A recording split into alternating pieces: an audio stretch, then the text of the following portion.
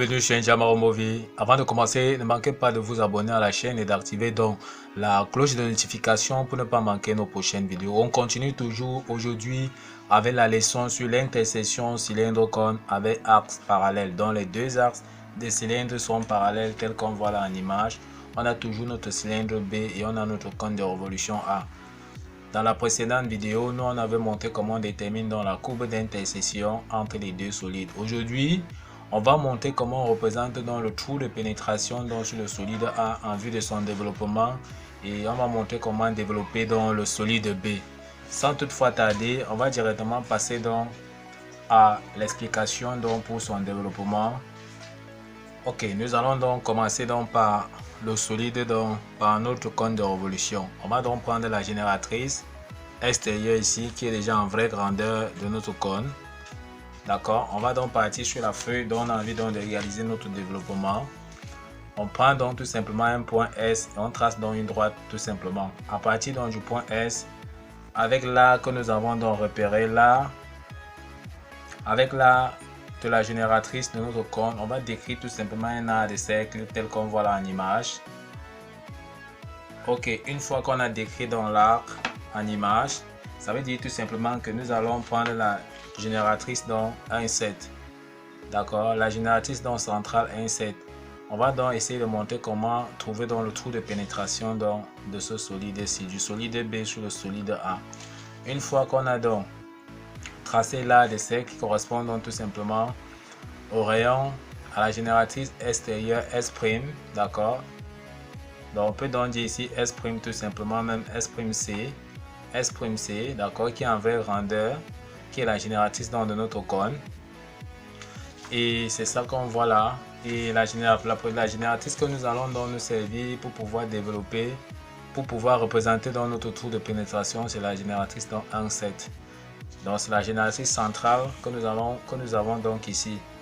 Il est question donc de repérer déjà sur cette génératrice là la position donc du point 1 et du point 7. Ce qu'on va faire tout simplement, on va donc prendre l'épu.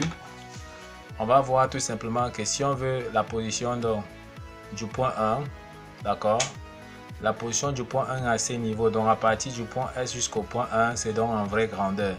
On n'a qu'à prendre dans notre compas ici, planter dans la pointe sèche au point S', ouvrir jusqu'au point 1, venir à partir du point S sur le développement, décrire donc tout simplement un arc de cercle tel qu'on voit là, qui nous donne dans la position donc, du point 1.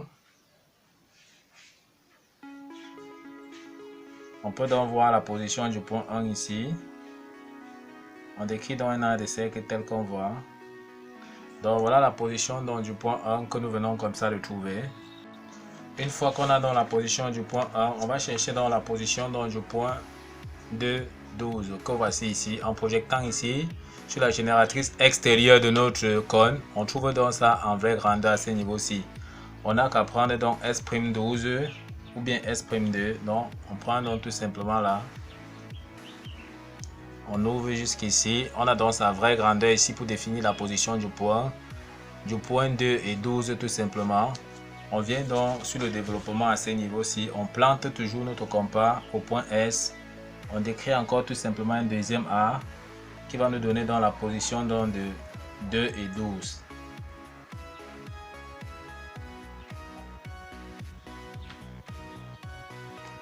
Ok, sur la vue de dessus, on va définir dans l'intersection des points 2 et 12 avec la droite horizontale que nous voyons là. Ce point-ci, nous allons donc définir ça, le point grand A. Ici, le point grand B. Ici, on va définir donc grand C. Et ici, nous allons donc appeler ça D. Et là, nous allons appeler ça E. Ok, nous sommes sur la génératrice donc 2, 12. Tout ce que nous allons faire pour définir dans les points 2 et 12 sur le développement, on va donc prendre notre compas. On va donc prendre tout simplement à partir du point A ici, tel qu'on voit. On va donc prendre la corde ci. D'accord, c'est-à-dire A12 qui correspond donc à A2. D'accord, une fois qu'on a pris ceci, on va venir donc sur notre développement. à partir donc du point de là que nous avons donc tracé, à partir donc de ce point qui sera tout simplement le point A, on va décrire donc de part et d'autre tout simplement ici.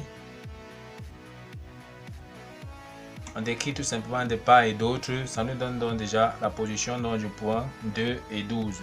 Donc on peut donc écrire tout simplement 2, 12 ici sur notre développement. Donc on a donc le point 2 ici, on a donc le point 12 ici et ça c'est le point A. On continue donc de la même façon, on va continuer à définir dans le point 3. On prend notre épu ici, à partir donc du point S', tout simplement. On repère dans la position donc de 3 à 11.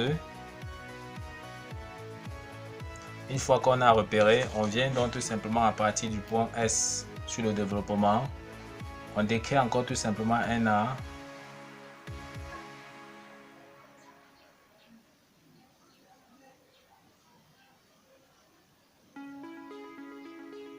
Dès qu'on décrit tout simplement donc notre A, on repère donc ce point-ci donc par le point B. Ça veut dire que nous sommes déjà donc en ce point-ci. On voit bien qu'il s'agit donc de la génératrice 3 et 11. On n'a qu'à prendre comme tout à l'heure avec le compas. On va prendre donc à partir du point B. On prend donc la corde B11 qui correspond donc tout simplement à B3.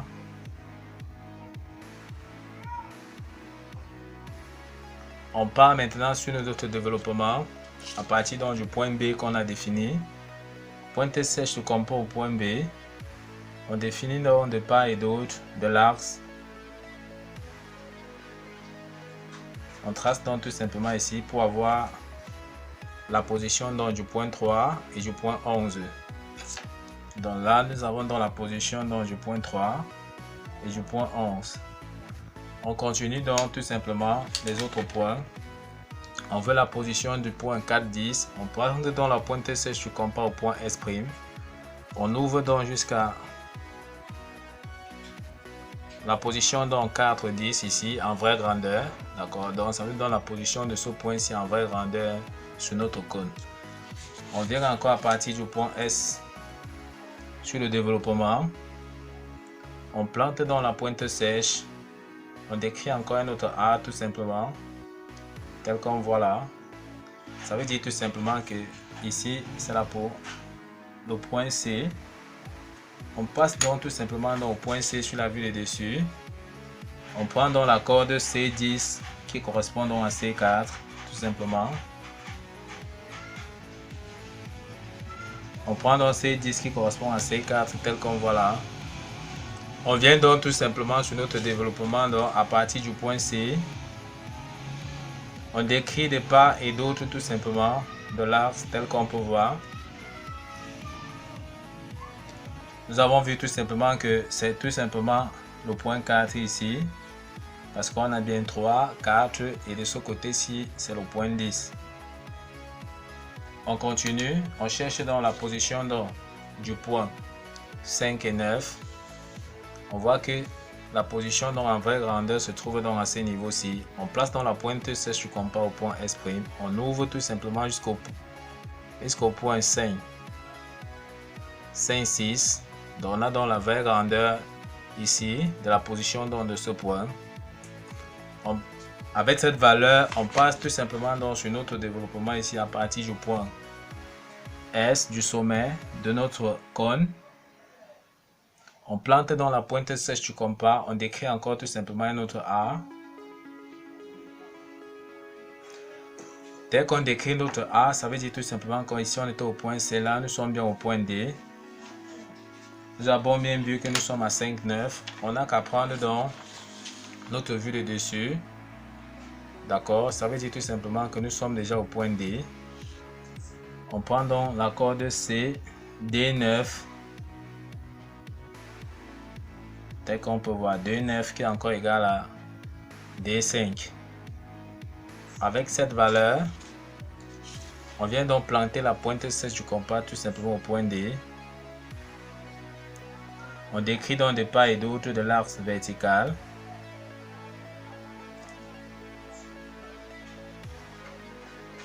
Ça coupe dans l'arc que nous venons donc de tracer tout simplement précédemment. Ça nous donne donc la position du point 5. Et ici, ça nous donne dans la position donc du point 9. On continue, nous sommes déjà au point D. Donc nous voulons dans la position donc, du point 6, 8. On plante dans la pointe sèche du compas au point S'. On ouvre jusqu'à la génératrice donc jusqu'au point 6, 8 en vraie grandeur là. La position donc, du point 6, 8 ici en vraie grandeur. Avec cette valeur, on part donc tout simplement au point S sur notre développement, tel qu'on peut voir. On décrit encore un autre A à partir donc, du point S comme centre.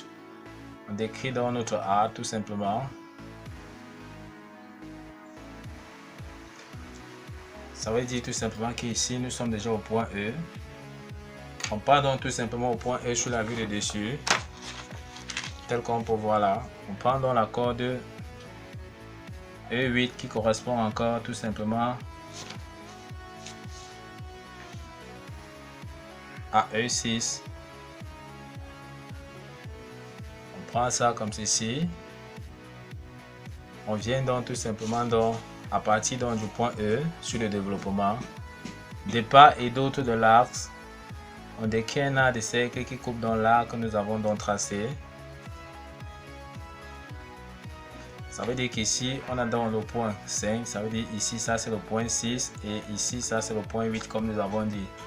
On cherche dans la position maintenant dans du point. On cherche dans la position tout simplement dans du point 7. On plante dans notre compas au point S'. On ouvre donc jusqu'au point 7. D'accord. Donc on a dans la position du point 7 ici qui est dans la vraie grandeur. Avec ces rayons là, on vient donc toujours à partir du développement à ce niveau. Si on plante dans la pointe 6 de notre compas, on décrit encore un autre A tout simplement qui coupe donc l'axe vertical. À partir donc de ce point tout simplement, on peut donc mettre notre point 7 que nous voyons à ce niveau-ci. On peut donc voir tout simplement le trou de pénétration qui sort déjà 1, 2, 3. Donc on n'a qu'à tracer dans notre courbe, passant donc par les points. Le point 1, 2, d'accord, ça va passer ici, passer là, ces différents points ici. On aura donc le trou de pénétration donc, de notre cylindre sur le cône. Donc ok, à main levée, on trace tout simplement. On trace d'abord un trait fin.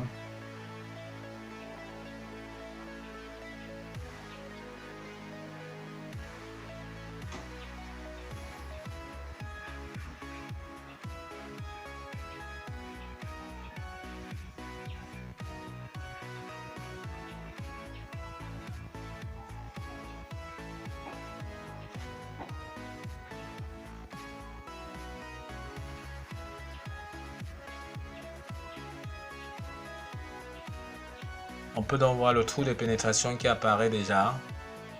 Ok, on peut donc chercher à renforcer tout simplement un trait fort pour que ça soit plus visible. On peut donc voir le trou de pénétration donc de notre cylindre sur le cône. Maintenant, nous avons donc le point 7 tel que nous avons dit ici. D'accord.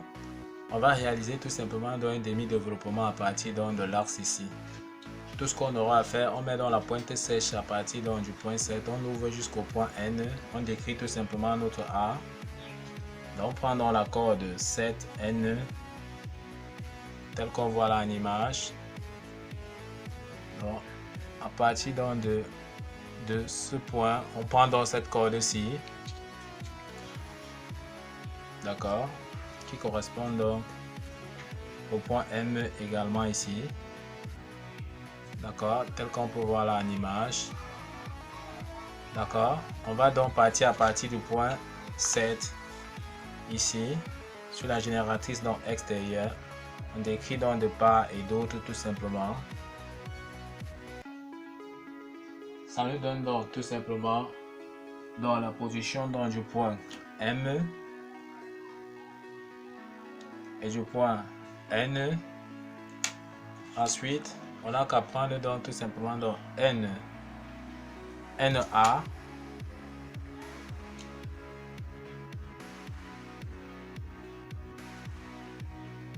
On prend donc NA qui correspond tout simplement donc à MB.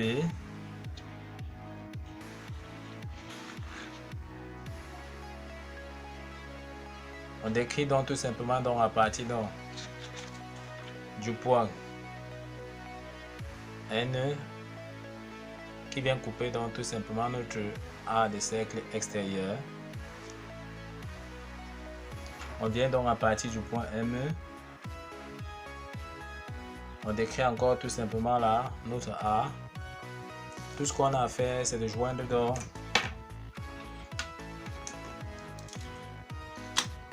on obtient donc tout simplement, comme nous avons dit ici, ça c'est le point A. Et ici nous avons donc le point B. On n'a qu'à joindre donc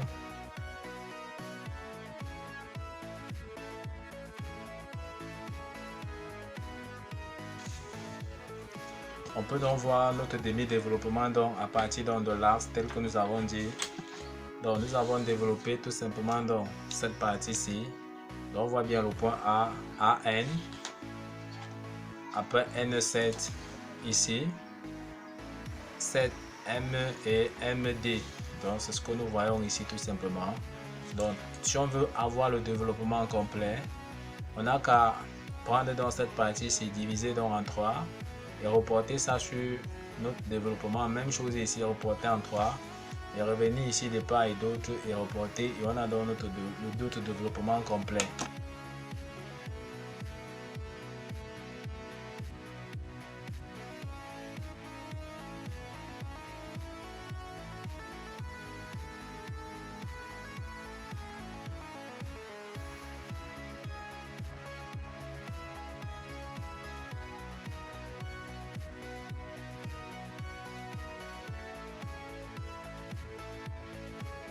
Une fois qu'on a donc terminé tout simplement donc avec notre compte de révolution, on peut donc voir le développement donc complet, d'accord, tout simplement de notre compte de révolution que nous avons donc réalisé avec le trou de pénétration donc de notre cylindre B sur le cône. Ok, une fois donc terminé dans le développement donc de A, on va montrer tout simplement comment on développe dans notre cylindre B. Ok, pour le développement donc du cylindre B, nous allons donc tracer une droite horizontale que nous allons donc diviser tout simplement en 12 parties égales. Donc nous allons donc venir ici tel que nous avons là en image. Nous allons prendre la valeur donc, voici la base de notre cylindre que nous avons donc divisé en 12 parties égales. Tout ce qu'on aura à faire, c'est de prendre donc tout simplement la corde donc 1, 2. On va prendre donc la corde 1, 2 qu'on va aller tout simplement donc sur la droite que nous avons donc tracée. On va donc aller tout simplement sur la droite que nous on aurait donc tracée tout simplement. On va donc reporter cette mesure là sur la droite 12 fois tel qu'on peut voir ici. Donc on aura donc une fois. Dans la partie du point 1 ici, on aura donc 1, 2, 3, 4, 5, 6, 7, 8, 9, 10, 11, 12. On va revenir au point 1 puisque l'assemblage va s'effectuer au niveau du point 1. Donc une fois qu'on a donc reporté la mesure de la corde donc sur cette droite, on va donc tout simplement tracer des perpendiculaires issus de ces différents points.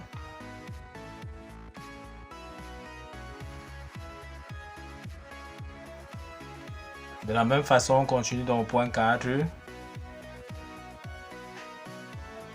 On va faire la même chose donc pour tous les autres points. On va tracer donc les différents perpendiculaires passant par les autres points tels qu'on voit là en image. Une fois qu'on a donc tracé, on prend tel que nous voyons là en image. On va donc effectuer le développement donc à partir du point 1. Dans la ligne d'assemblage va s'effectuer donc à partir du point 1. Tout ce qu'on aura à faire, on prend donc tout simplement notre compas. On part donc tout simplement à partir du point 1. On prend donc tout simplement sa hauteur, d'accord, tel qu'on voit là, à partir de la base du cylindre jusqu'au point 1. On repère, on vient donc sur notre développement ici, on cherche dans la position du point 1. Tout ce qu'on aura à faire, on décrit donc tout simplement des arcs qui viennent donc couper la droite 1. On vient donc repérer encore ça de ce côté, tout simplement. On continue avec le point 2. D'accord, à partir de la base, toujours, on repère dans le point 2. On voit bien qu'ici, c'est 2, 12. On peut donc chercher sur le développement tout simplement. la droite 2,12. Dans la génératrice 2,12. Voici il y a 2. On cherche dans 12. On vient donc ici. On continue. Là, nous sommes déjà à 3,11. D'accord. On vient donc sur notre développement. On cherche dans la génératrice 3 et 11.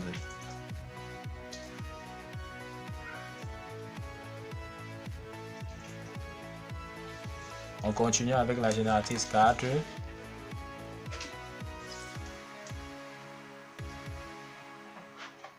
On repère dans la hauteur jusqu'au point 4 tout simplement. On vient donc chercher la génératrice 4,10 sur le développement. On décrit les arcs qui viennent couper dans cette génératrice là 4,10. On continue avec donc la génératrice 5. 5,9.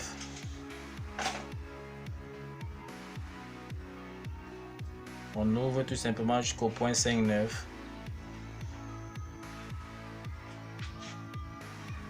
On vient donc reporter ça à partir du point 5 et 9. On cherche dans le point 6.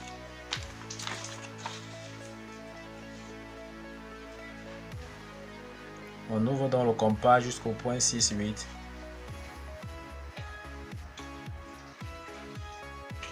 On vient donc tout simplement sur notre développement, on cherche dans la position du point 6, 8.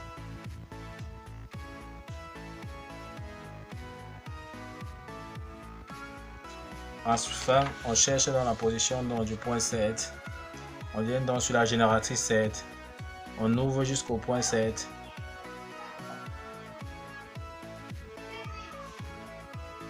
On vient donc chercher la génératrice 7 tout simplement ici. Ok, on peut donc voir comment la courbe donc, de notre développement de notre cylindre sera. Ça va donc passer tout simplement donc par les différents points tels qu'on voit là. D'accord.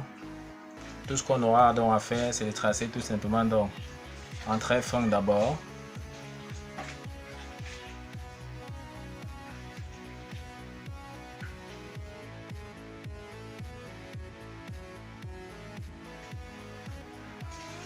On peut donc voir tout simplement dans la mise au net que nous venons d'en déterminer. On peut donc voir le développement donc de notre cylindre B tout simplement.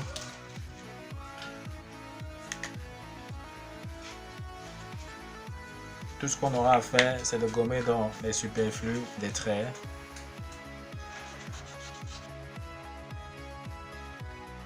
Ok, là nous avons donc le développement donc de notre cylindre B et nous avons donc là le développement de notre cône A. On peut donc voir tout simplement depuis qui est ici. Nous avons donc développé le solide A, d'accord, le cône de révolution A et le cylindre donc B. Ok, nous sommes donc arrivés au terme de cette vidéo qui montrait comment on peut faire l'intersection d'un cylindre cône avec les deux axes qui sont tout simplement parallèles en utilisant donc la méthode des plans horizontaux. Nous vous remercions donc d'avoir suivi cette vidéo de bout en bout. Ne manquez pas de liker la vidéo, de vous abonner et d'activer donc la cloche de notification pour ne pas manquer nos prochaines vidéos. Sur ce, à bientôt.